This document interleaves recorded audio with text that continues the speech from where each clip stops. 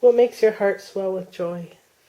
And I love to see when people are coming in, and I think I really get to work more intimately with people now, and when I see them starting to create and they're making things and they kind of come in with, oh, I don't know if I can, I'm not sure I can, and then when they're leaving and they're like, yeah, I totally did this, and they're kind of rocking it out. So I think that really makes my heart swell with joy when I see people feeling like that.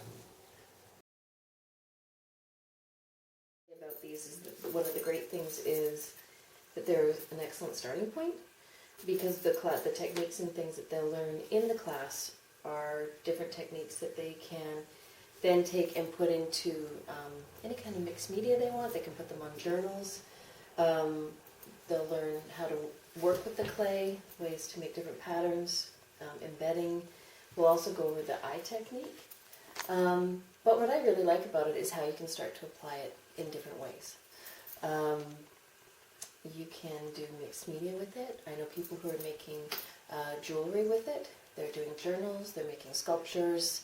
It's really limitless. And so that's the fun thing, is you'll start to play, kind of come away with a very cool journal, and then all the techniques that you'll learn. A little bit of paint mixing, clay manipulation, and just a really fun time and an amazing venue to work at. You know, the other thing is, I think that's a lot of fun with these, if you get wigged out with the eye, is you can also take it and you can look at, I mean, everybody, if you're a mixed media artist of any kind, you've got all kinds of different ephemera. You'll have little watch parts. If you're like me, you've got, you know, I've got watch hands, keys, all sorts of little vials full of things.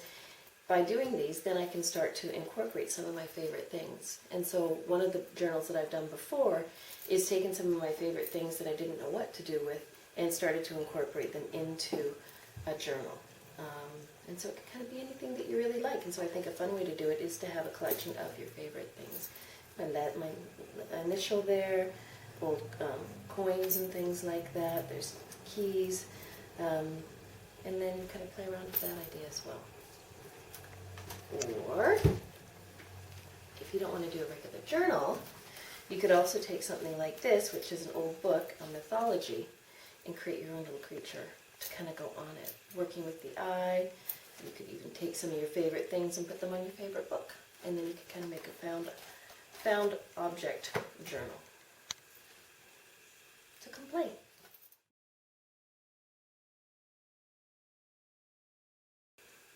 I love the idea of art journaling, but it doesn't always come easy, because I think having a creative mind, my mind's always firing off in different things, and so when I finally sit down and I kind of open up that journal and I've got like my pens and all my supplies and things like that, sometimes my mind goes blank and I just need something to kind of get me going, and whether it be journaling, whether it be even creating something, starting a painting, sometimes I want just a little prompt, a little something to get me moving and get me going, and that's why the creativity cards are a lot of fun. So what we'll do, we're going to take a couple of approaches with them. One of the things that I've done with the cards is actually making, you know, using journal techniques, using different dyes and papers, some of the spray dyes, old, that's from an old dictionary, and then building on those so that you've got kind of this fun little, almost like a portable art journal, but then there are techniques and ideas, words and things that will give you prompts. The other thing we're going to hopefully play with is even just creating a little deck using watercolor paper, and you'll create a fun little carrier and you make your own little cards that will go in there. And so we'll cover off again. We're going to work with fluids, acrylic paints, dyes, whatever you can kind of bring. We'll get a list that will come out so you know some of the things that you can bring, and hopefully you'll have a fun deck that you can use to help spur your own creativity, and also the creativity of those around.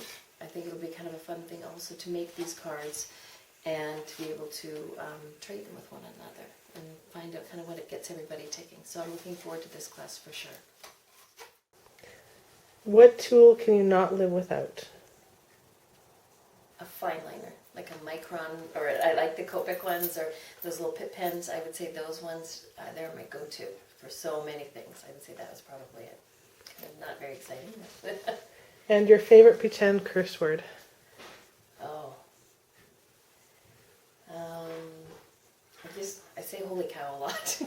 Holy cow, I guess that would be it. Thank you. Thank you very much.